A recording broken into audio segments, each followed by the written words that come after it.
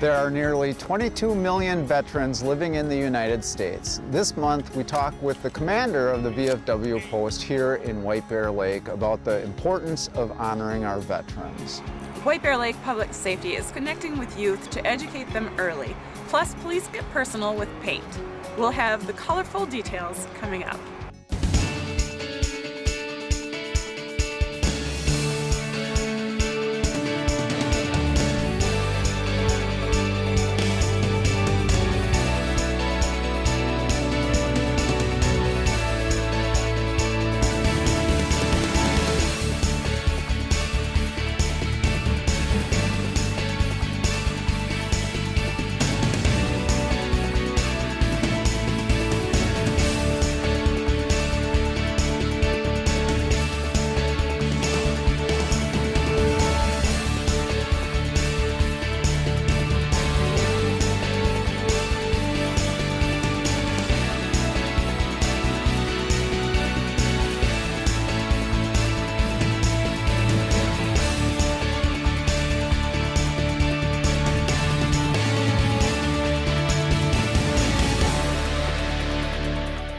I'm Ron Hawkins. And I'm Tracy Minarchuk. Welcome to Lake Area B. We're out at the pier in front of the VFW post 1782. November marks Veterans Day, and we'll be speaking with the post commander in a few minutes. And this time of season, we kind of call it the season of Tracy. What's that all about again? Well, it's the holiday season, and it's been kind of the weather is killing me. I'm under the weather. The wind has been blowing my Halloween decorations everywhere. It's cold right now. Oh my gosh. Darn well, you still love the fall, right? The color has been great. Yes. And well, I'm falling off. The wind is blowing those leaves off the trees, so whatever. All right. Well, maybe it's not the season of Tracy anymore. It's not. It's a sad season. All right, moving forward. White Bear Lake Public Safety welcomes hundreds of residents to the annual open house. It's an opportunity for the community to get to know first responders and teach kids about fire safety at an early age. Take a look at some of the highlights.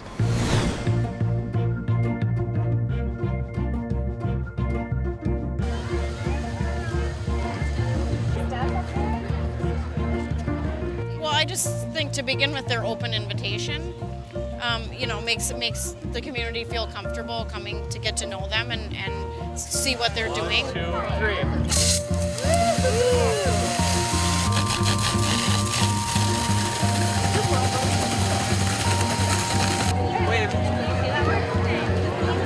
I'm just coming to check it out. We've been here a couple times and the kids really enjoy it.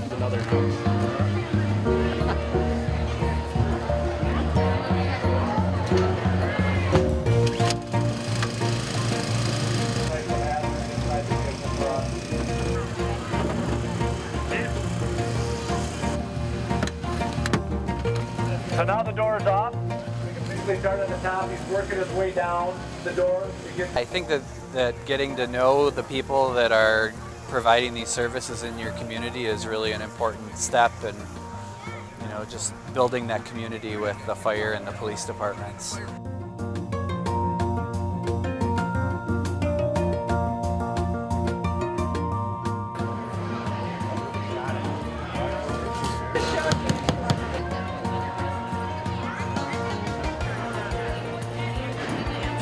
Well, we just thank the firefighters and police and community members for having such an event that's family friendly, and we want them to keep up the good work. We appreciate the work that they're doing. It's just to keep people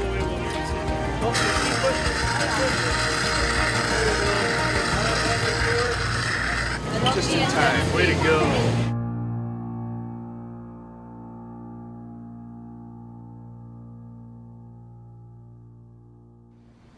So we had the public safety open house mid-October. Yes, and it went well. Yeah, it was a good event. We had a good day. And It's better weather than today. Yes, yeah.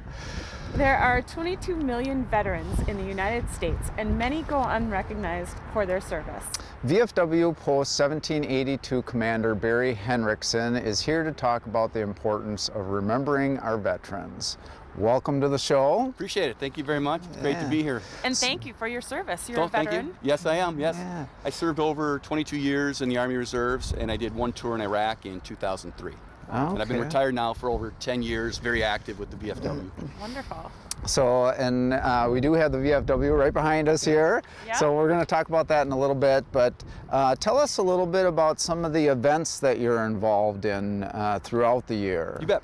You bet. We do many events. One of our signature events is we've adopted an Army Reserve unit, the 407th Civil Affairs, out of Arden Hills. And so we do events with them every year. This year they're deploying one of their companies to Europe, and we did a going away dinner for them at the post here with the troops and their family. We did a dinner for them. And then the next day we did a 12-mile ruck march around the lake, raising awareness for veteran suicide. Up to 22 veterans take their own lives every day. And our mission is to take that 22 down to 0. So we did a suicide awareness, and we had over 250 troops walk around the lake, and a bunch of us, veterans also did it. So we do a lot of events throughout the year, but those are a couple.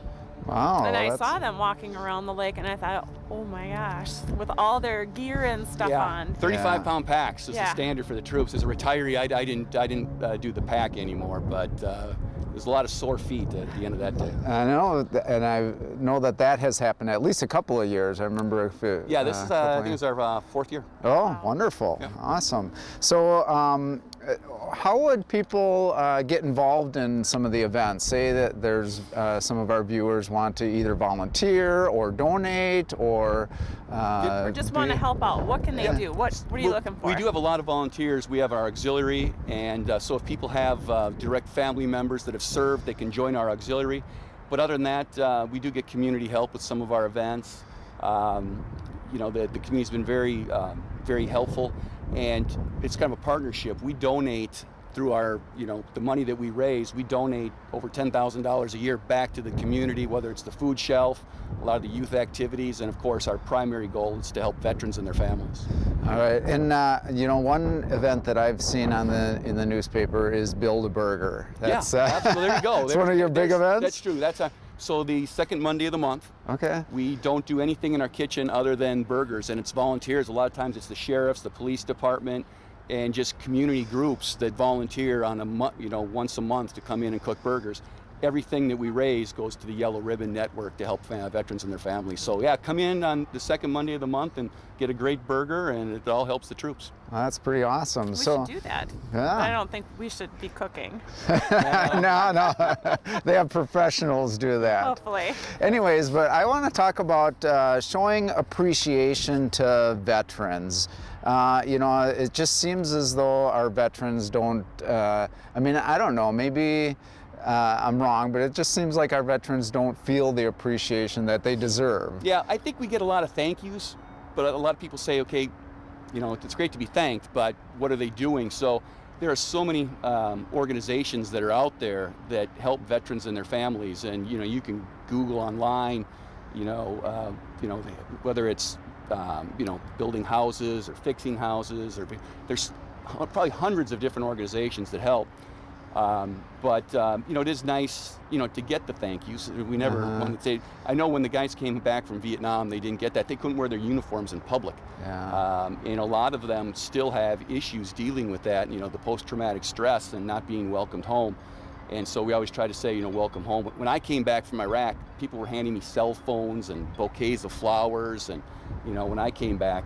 So I'm thankful, and I thank the Vietnam veterans for making sure that didn't happen, to the current conflict. And the veterans, you do so much for the community. You serve for the whole country, and then you come back to where you're from, and you give so much back to the community.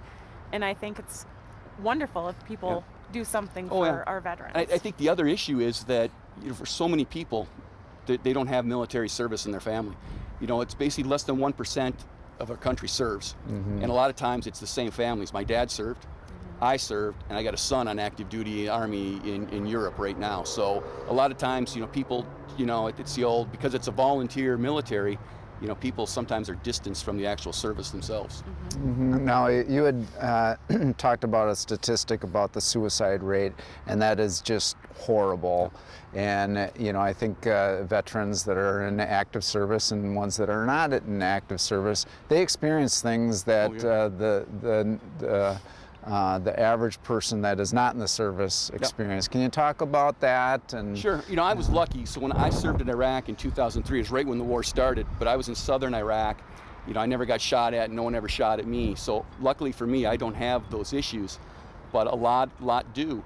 And it's difficult to deal with it, especially here in Minnesota, because we don't have any active duty bases. So when you come back as a reservist or a guardsman, or guardswoman, you come back and you're just supposed to go back about your business. And a lot of times it's difficult to do that. The things that you've experienced, sometimes the problem is that the soldiers come back and they don't have that adrenaline rush anymore, and it's hard to just go back to the day-to-day, humdrum, and they do risky behavior also. So, it's a matter of if you know anyone who has served or is still serving, looking for some of those, danger signs that, you can look for, if their behavior is erratic or they're withdrawn. A lot of times, it's the old, they think they're tough, they can handle it. And a lot of times they can't. And so we got to try to look for those signs and help them and their families. There's a lot of, spouses and children that we have to take care of too. Are there some good programs locally in Minnesota for Oh yeah, and I think, that yep, there's a lot of different programs. I'm not that familiar with them, but a lot of things now, the Yellow Ribbon has helped. It used to be, they now have, when soldiers come back, there's things they have to do with 30 and 60 and 90 days to make sure that they're tracking and those kinds follow of up things. with Yep, them. yep, follow-up's the big thing. Yep. Well, good. Well, Yeah. that's good. Thank you so much for being here, and we've got some activity behind us. You've got a new monument being put up. Yep, right down there on Veterans Day, November 11th, of course, the 11th day of the 11th month, and that'll be at 2 o'clock right in the park. We're going to dedicate that monument, and we're going to have a lot of people here, and hopefully the community will come out, and hopefully we'll have good weather. Yeah, and it's a beautiful monument. You've done a nice job. Yes, yeah, a lot of work. A Wonderful. lot of the things were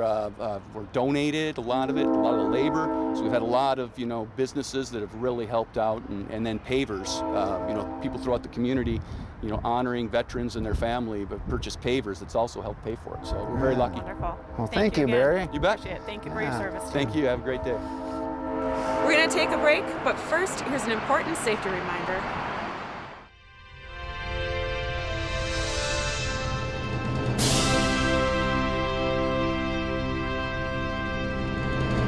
Police officers put their lives on the line every day when they're out on patrol.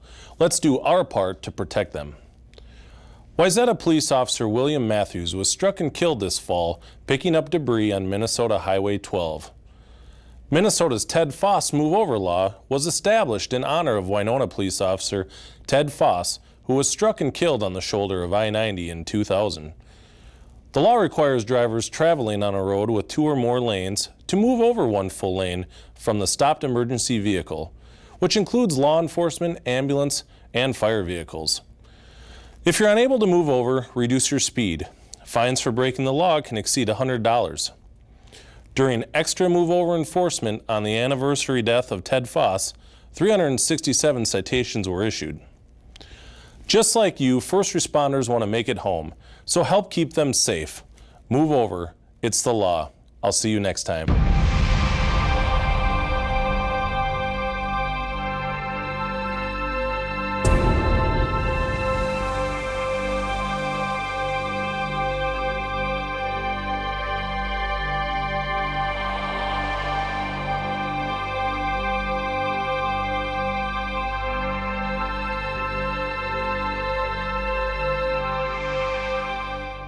So our lives are not the same. It's a struggle every single day,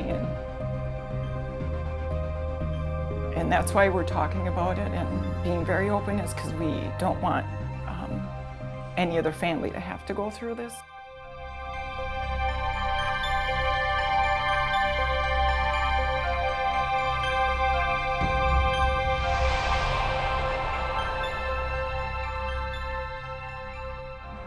Welcome back. White Bear Lake Police and Fire, along with Serenity Senior Care in White Bear Lake, worked together on an evacuation drill. This is another situation where we hope we never have to implement such a drill, but we prepare for it just in case. The good news is all the residents and staff were evacuated in a very quick amount of time, and you can see after the drill, officers and firefighters got a chance to have some coffee and talk with staff and residents. So it's another example of building relationships. Yes. Were you out there for that? No? Yep, I Okay. was out there for that, and they were very well organized. They had containers, like kind of like go bag stuff for all the residents that they just keep. Everything is labeled, really large lettering. They have safety vests that they put on to show, who's got what role in the situation, so that everybody knows who to go to. And they actually found some issues, and people had questions about, what does this mean? What do we do here? So they talked about it. So it was a good drill for them and for us, for them to see what they need to change or what they need to continue doing. Yeah, well, pat on the back to them for, having the drill. Yeah. And like any drill, it's overwhelming, and, you take back things that you can learn and maybe do it again in the future. And it was good that we included the fire, EMS, police, and had everybody there. So All right, nice well, job. very good. White Bear Lake Police invited people to share in some conversation in a creative way. Producer Mary Klein and photographer Nick Anderson discovered how a simple print can make a big impact. Before the 5 o'clock start time, the Space Housing Create Space, the do-it-yourself home decor studio, was already filling up. Looks really good. Okay, now you get to pick out your paint colors. We're just gonna put little squirts on here. It was a special event. Parents and their children came to make pumpkin prints with police. I didn't know what to expect, but this is awesome. Owners Al and Katie Cooley, who just moved from Venice Heights to the space in White Bear Lake, were contacted by the White Bear Lake Police Department to participate in the initiative. Like that, and there it is. Now you get to stick that on your board. It's designed to create partnerships between community and police by creating art. I'm actually a trained, licensed elementary school teacher, so that's my background, and just watching the kids be creative and try something that they've never tried before, adults even, trying something that they've never tried before, using the power drills. I feel like I'm enabling people to step out of their comfort zones, be creative, but in a safe, friendly environment. Pat McDonald, who was there with his family, thinks the idea of children having exposure to police at an early age is a great way to build relationships. I think it's a great environment where it's relaxed, where it can relate to children in a comfortable environment. The studio, which specializes in making your own wooden signs as well as furniture, holds private parties and public classes. And for a night of painting with police, the couple provided mini signs and their instruction, all for free. I never thought I would be doing this, but it's actually, it feels great. It feels like I'm making an impact in the community, and I love it. So the owners of Create Space, Al and Katie Cooley, did this event for free. They also give back 10% of their revenue for charity. Wow, so we'll take a look at their website if you'd like more information about setting up a project of your own. It's hard to believe, but the holidays are upon us, and with it comes the decorating, the cooking, the entertaining, and we want you to do all of these things. But we want to make sure you're doing them safely. Ryan Kunst is here to talk about holiday fire safety. Thank you for having me. Well, welcome for the very first time. Yes, indeed. Yes, never been on the show. This is my first time. Well, we're glad to have you on the Yes, show. thank I you for appreciate being it. here. Yep, thank you very much. So you were recently promoted to Assistant District Chief, right? That's correct. Yes. Okay. Yep. Congratulations. Thank you very much. Thank you. Yes, for Station 1 on the north end of town. All right. Took it as an interim position for a little bit in February, and then in April was sworn in as the new Assistant District Chief. All right, so we're going on several months now. It's not new anymore. No, not too much. Anyways, we want to talk about holiday safety. So holiday safety, we think of things like people decorating, people cooking turkeys. Getting the Christmas tree. Yeah, getting liquored up and all that kind of stuff. Yes, so indeed. What are some of the things that you think that people need to be safe about, and maybe give some hints on, you know, what are some of the most common things that the fire department is called to? Well, there's obviously during the winter months, there's a lot more need for heating, of course, and so that leads into a whole gamut of things and issues that are potential fire problems. Just the holidays and decorating lends itself to an increased fire hazard. And then, as you said, you know, people tend to imbibe a little bit more around the holidays. And so they might be slightly more lackadaisical about their fire prevention. So maybe space heaters, fireplaces, cooking for hours, the turkey, hams, or whatever else. Yeah, well, let's focus on cooking. So what are some tips that people should remember as they're cooking their So for one, turkey? Cooking fires are our leading cause of fires in a residential structure, right? To safeguard yourself from that, one of the main things is stay in the kitchen when you're cooking. It's one of the simplest things, but yet it's one of the leading causes of a fire is just inattentive cooking. So if you have to leave, of course, take it off the burner and turn off the heat. If you have combustible items, something that can ignite around your stove or oven, you need to basically keep a 3-foot clear space around that. Again, another top cause, the inattentive cooking and the combustibles too close, are the two main reasons for you having a cooking fire. And then in the event that you do have a fire, certainly don't put water on a grease fire. You grab a tight-fitting lid and slide that over the top, and then turn the heat off to the stove. And maybe kind of plan on that ahead of time so you're not trying to locate that cover. Oh my absolutely, absolutely. And with the planning, they also recommend not to wear loose-fitting clothes that you can, of course, put over the top of maybe a lit burner.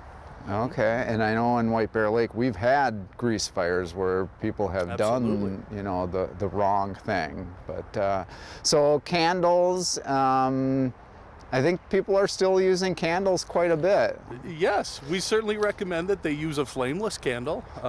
In fact, you can get some that actually still give off an aroma of a lit candle, but we definitely recommend battery-operated candles. If you feel so inclined to still use a candle, make sure it's a sturdy enough base that's not going to tip over. And just like cooking, you never leave a lit candle alone. Blow it out before you leave the room. Don't put it next to the curtains. Yes. Or the Christmas tree. Yep. There's a common theme, 3 feet worth of clear space. So the same thing with a candle. You know, make sure there's nothing close to it that can light on fire. How about chimneys? It seems as though a lot of people are converting their chimneys to the gas chimneys, but can you speak about gas chimneys or chimneys where they're actually still using wood? Sure.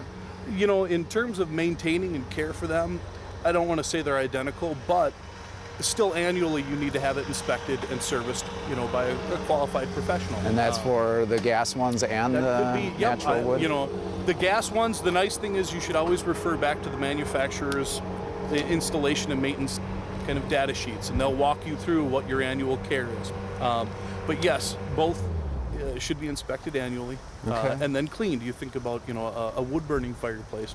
Yes, that needs to be cleaned and looked at every year. Chimney fires are, of course, one of the largest causes of fires with regards to heating equipment. Okay. Can you think of any examples of fires that we've had here in White Bear Lake over the holidays that you know, have been significant fires, I guess? And nothing comes to mind specifically. I know that we've certainly gone out on our fair share of chimney fires. Where the flue is either clogged with a buildup of combustion particulate or, frankly, birds nesting. Gosh. Something as simple as that, which will start a fire in the chimney, but then, of course, it fills your home with smoke. So you might not have a lot of thermal damage, but you're going to have a lot of soot on your sheetrock. And I think I've been to some calls where people smoking cigarettes where they've been, I think one was in a garage where they thought it was out. Started the garage on fire. Another one was inside the house.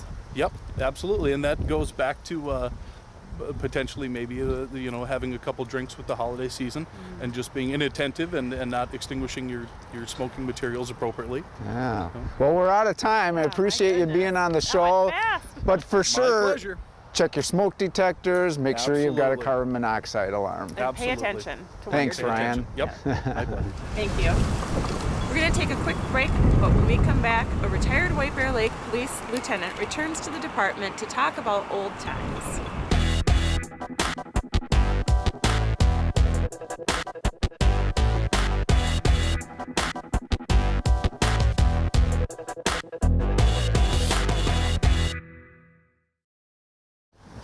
Well, some police officers talked about how policing has changed when retired Lieutenant Roger Bellinger stopped in recently for a tour of the department. And for a group of retired officers, there were many warm hellos. I left the department 34 years ago. That's quite a while. It's changed almost like we moved into a new century. We had 10-hour shifts for... The best time of my police career was when I was sergeant. I loved working as sergeant, and I loved working at night. Night work was all right with me.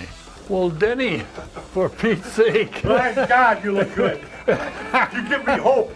You give me hope. All these buckets, if I can live as long as you. How are you? Good, and yourself? I'm me. Yeah. I'm upright. We never got pushed around or you know. In fact, I always felt some of the tough guys, and you know, I arrested a few of them. They would have backed me up if I'd. Had some trouble with Yeah. I always felt that. Gee, I didn't recognize My goodness. I didn't recognize the whiskers on you. Well, you know, they let me grow that once in a while. That's another thing. I never had to draw my gun, or I never fired at anyone. Nobody ever fired at me. We did arrest people that had knives and guns on them, but like I said, they respected the uniform at that time, and it was quite a decision for someone to pull something on a police officer. Threw them in the back and away we went. Oh, excuse me. bullet holes. Yeah. Oh. Yeah. When we had the range. I think it started here. Well, I wonder if he seemed like he was even back further, but there could be there. Yeah, this is all mud, all dirt. Oh yeah, wow. Yeah, that's as light as single. Yep. Yeah. Pretty much. Yeah, it really shoots well. Well, I made a lot of mistakes when I was there. I was one of them. I think 10 or 12 of you were mistakes. My gosh. I'm really glad I got a tour here because it's just amazing. It really is. So you were there for the visit? Yes, Lieutenant Bellinger, what a nice man. I imagine that he served with honor and integrity when he was here. He just seemed to be that type of person. I learned that the technology in law enforcement has changed, but the people and the way we police and stuff is pretty much similar. Oh. You know, they built our range, and still today that you'll find police officers doing stuff around the building and, you know, fixing things and putting in their own time to do stuff with the community and that sort of thing. So that side of it hasn't changed much. But cool. yeah, he was very fascinated with all the stuff that I have on my belt and with the dispatch center, and you know, all of that stuff has changed. But and you'll come back in like 30 years and you'll tell the officers then, hey, when we were doing back in my day. No. Oh, that's No, really he was cool a wonderful though. I guy, like and that. it was a lot of fun to have the retired guys, and I love talking to them and hearing their stories. They're a great group of guys. Well, good. And you also took part in another interesting event recently. There was a women in law enforcement breakfast you attended. Yes. We've got some pictures. Can you tell us about that? Yep, Chief Swanson ended up hosting it, and it was a first-time event with Century College for young women that are interested in law enforcement and reaching out to them. They had female police officers sitting at all the tables so they could ask us questions. They asked the panel questions. It was really a nice event, and I hope to be involved in stuff like that in the future. It was a lot of fun. That's really good, and I'm sure that you inspired some girls, some women, right? I hope so, yeah. Very good. That wraps up this edition of Lake Area Beat. We want to thank our guests Ryan Kunst and Barry Henriksen for joining us. And thank you for watching. Have a safe and happy Thanksgiving, don't burn your bird. We'll see you next time.